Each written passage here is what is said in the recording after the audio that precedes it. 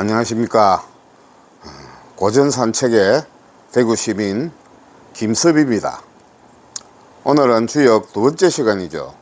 오늘 살펴볼 게는 시산겸이 되겠습니다. 오늘은 문재인 대통령을 머리인물로 이야기를 시작하겠습니다. 문재인이란 사람이 있습니다. 현재 대한민국의 대통령이죠. 돌아가신 노무현 대통령의 제 친구이기도 하고 참여정부 시절에는 민정수석, 대통령 비서실장 등을 하였으나 원래 이분이 권력이든 재물이든 욕심이 없는 사람이라 아마 말기 전에 정계를 은퇴했었죠. 그런데 이 친구가 이명박이와 그 졸개들의 손에 죽임을 당하자 열을 받아서 다시 정계에 복귀하여 촛불혁명의 선봉에 서게 됩니다. 그 당시에 여루국사 최순실과 수제자 박근혜와 정면 대결하여 또 이들에게 승리하고 이 둘에게 몽창 오라를 내리고 마침내 지마왕 명박이 이마저 옥에 쳐넣어버린 대단한 기염의 그런 사나이였지요. 자, 초기 문재인 정부의 신바람 행보는 참 대단했습니다. 마치 순풍을 탄 돛담배 그런 것처럼 말이죠. 판문점에서 남북 정상이 만나서 군사분계선을 오르락내리락 하고 트럼프와 김정은이 만나서 악수를 하고 봉을 나누고 할 때는 이게 꿈이냐 생시냐 온 국민이 함께 열광하고 그랬던 기억이 납니다. 이런 여러 같은 국민의 성원으로 180개의 의석을 차지했을 때는 이제 나라다운 나라, 사람 사는 세상으로 가는구나 라는 그런 희망에 그때는 참 소주를 마셔도 고급 양주 맛이 나고 그랬었지요. 그런데 이 호사다마라 그랬습니까?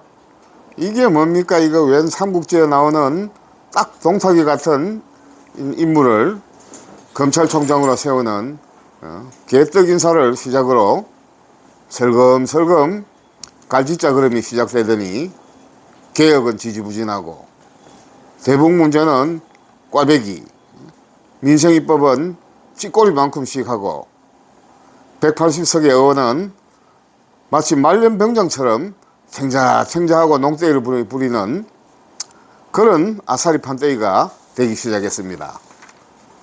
엎친 데 덮친 격으로 코로나까지 덮칩니다. 민심이 흉흉해지기 시작하죠. 호시탐탐 이를 갈며 기회를 노리던 이 대한민국의 흑사파가 이런 걸 그냥 보고 있겠어요. 그 어느 날 밤 큰 나팔을 가진 재벌집 마름 한 사람이 유명한 관상제의를 갖다가 이렇게 대동하고 그 동탁이를 만납니다. 아마 그 강남에 있는 술집이라든가요. 그래 그 동탁이를 만나서는 네가 바로 왕이 될 상이다 이러면 치키 세우면서 동탁이를 푸시를 합니다. 한껏 고무된 동탁이 드디어 총을 거꾸로 들고 마구 난사를 합니다. 자, 이른바 윤석열의 난이 시작된 겁니다. 이날을 위해 준비된 플랜들이 착착 가동됩니다. 무당, 법사, 서성, 목사 등 온갖 흑마술사들이 총동원되고 미리 심어둔 간자들과 협력해서 국민의 집이라는 이 정당을 순식간에 접수해버립니다. 어린 당대표는 처음에는 조금 왈왈 찢어보지만은 얼마 못 가서 꼬리를 내리고 맙니다. 이제 드디어 한국의 지하세계의 본산인 법조계지요. 법조계와 졸부계, 그 졸부계의 모섬들인 언론계 등이 카르텔을 형성하고 도장을 찍고 이 전쟁에 뛰어듭니다. 엄청난 화력을 퍼붓습니다. 토끼 한 마리만 보여도 대포를 한 1000발쯤 쏴버립니다. 온 나라를 진동시킨 포성과 총성 끝에 표창장 위조라는 대역죄를 적발합니다. 대기하고 있던 판사 나리들이 징역 4년이라는 중형을 때려 우리가 여기에 있다 이라며 동탁이를 후원합니다. 돈이면 돈, 백이면 백, 법이면 법까지 동탁은 이제 거칠 게 없습니다. 드디어 고지를 점령한 동탁이 큰 울음으로 표효를 합니다. 내가 곧 왕국을 접수하여 현왕 문재인을 포박하고 대신들을 척살한 뒤 일주일에 120시간씩 열심히 일하는 신천지를 만들어 나라를 부강케 할 것이다. 다들 까불지 말고 알아서 기라는 이제 포령을 내며 공가를 처대해도 180석을 자랑하던 방어군은 전전긍긍만 할 뿐 속수무책입니다. 이제 촛불로 세워진 나라는 바람 앞에 등불입니다. 2009년 5월 어느 날이었지요. 노무현 대통령이 돌아가신 날이 생각납니다.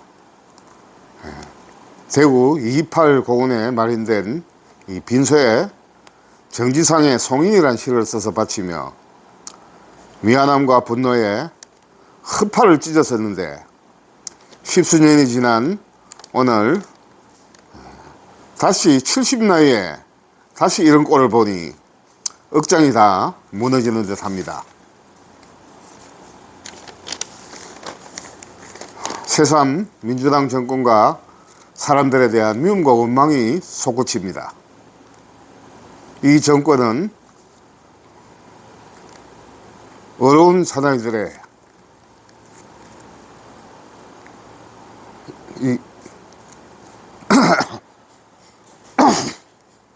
어려운 사나이들의 죽음과 고사리 같은 손에 들려진 촛불에 의해 세워진 것입니다. 죽기 살기로 계획을 해도 그에게 매진해도 그들에게 면목이 설까 말까 한데 어깨에 뽕만 가득 집어넣고 말년병장처럼 빈둥빈둥거렸으니 오늘 이런 개같은 꼴은 자업자득입니다. 자, 이제 어떻게 될까요? 동탁은 과연 문재인을 포박하고 촛불의 나라를 접수할 수 있을까요? 상고시대에 우리 배달의 나라에서는 나라가 어려운 일을 마주했을 때는 재단에 석판이나 목판을 걸어놓고 제사를 지내 천명을 물었습니다.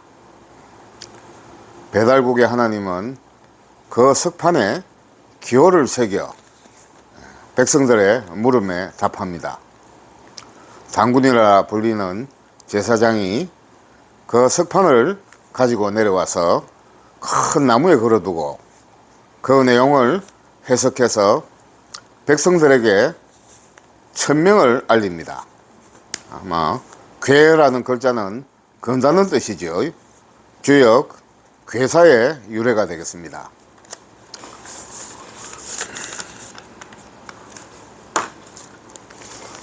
자, 이제 문재인 대통령의 이름을 재단에 올리고 주역을 펴서 천명을 구해봅니다. 지산겸이라는 괴가 보이네요. 대한민국 국민들에게 문재인 대통령에 대해서 물어봅니다. 정치를 잘했네, 못했네, 빨갱이네, 노랭이네, 온갖 설왕설래는 다 제쳐두고 문재인은 겸손한 사람인가 아닌가 하고 물으면 아니다 하고 대답할 사람은 거의 없을 듯 합니다. 그렇습니다. 정치인 문재인은 겸손한 대통령인 것입니다. 그럼 고대의 배달국에 하나님이 내려주시고 조상의 현인들이 해석해온 역경의 15번째 괴인 지산겸을 인용하여 문재인 대통령의 미래와 우리나라의 국운을 같이 점쳐보겠습니다. 자, 그럼 지산겸에 대한 괴와 괴상에 대해서 한번 살펴볼까요? 자, 여기가 요괴지요. 지산겸. 위로는 이 땅이라는 땅이라는 뜻을 땅을 의미하는 것이고, 아래쪽이 산입니다. 그래서 아마 땅이라는 이게 곤괴지요. 곤. 아래쪽은 이 간입니다. 이래 지중유산이라, 가령 높은 산이 땅보다 아래에 내려와 있으니까 이 겸손함의 상징이요.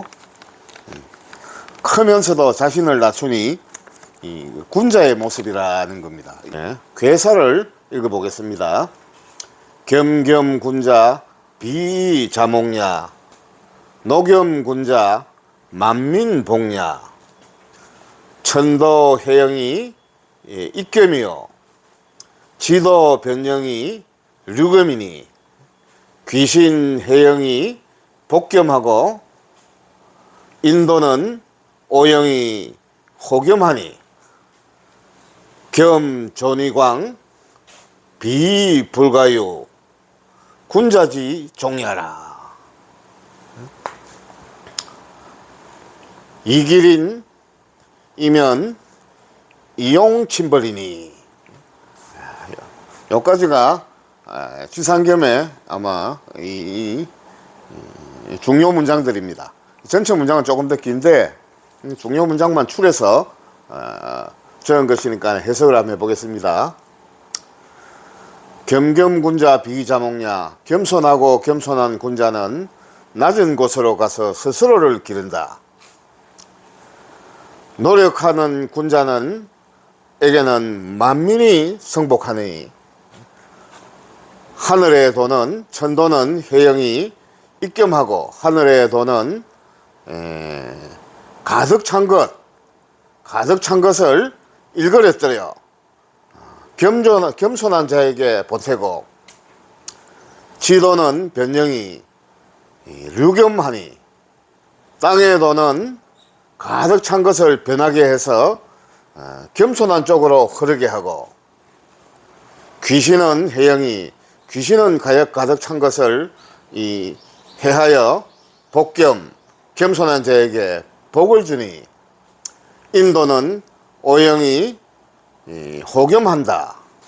사람의 도는 가득 찬 것을 싫어하고 겸손한 것을 좋아하니, 겸은 존이광 비불가유, 겸은 존이광 높아도 빛나고, 비 낮아도 불가유 넘을 수 없으니, 군자지 종야라. 군자의 마침이라. 자, 다시 요약하면, 겸손한 군자에게는 하늘과 땅과 사람과 귀신마저 도와보태기 때문에 높아도 빛나고, 비록 낮아져도 범할 수 없다.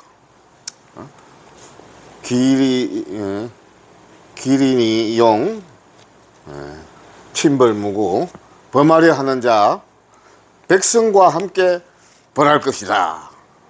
이런 내용이 되겠습니다. 문재인 대통령은 그 근본 품성이 사람을 섬기는 사람입니다. 국민에 대한 존경이 역대 대통령 중에 이만한 사람이 또 어디 있었을까요? 험난한 대북관계, 코로나 역경 등에서 보여준 그 눈물겨운 헌신과 인내는 노겸군자, 노력하는 겸손한 군자라는 말이 조금도 무색하지 않습니다. 진정 주역이 말하는 지산겸의 지도자인 것입니다. 자, 동탁의 질주는 계속됩니다. 멧돼지처럼 돌진하는 윤동탁에게 결계가 치어집니다. 존이강 비불가유, 존이강 비불가유. 높아도 빛나고 낮아도 범할 수 없다 라는 천명의 결계인 겁니다.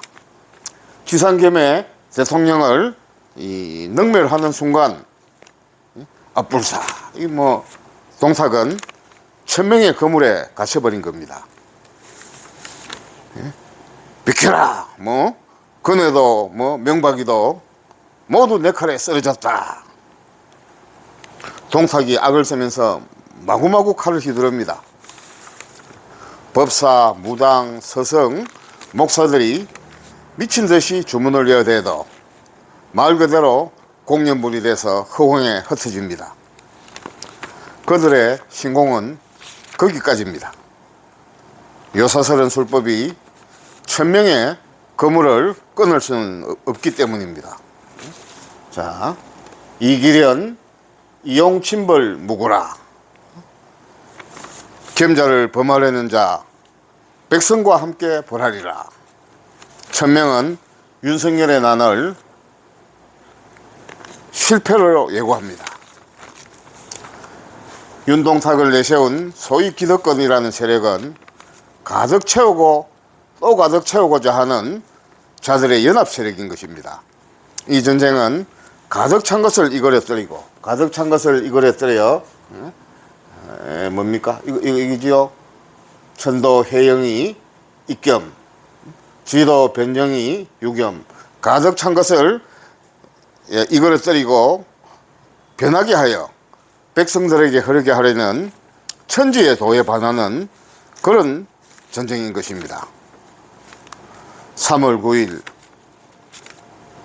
윤석열의 나는 평정입니다.